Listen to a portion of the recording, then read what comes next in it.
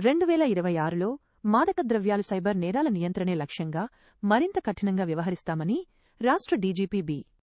శివధర్ రెడ్డి స్పష్టం చేశారు.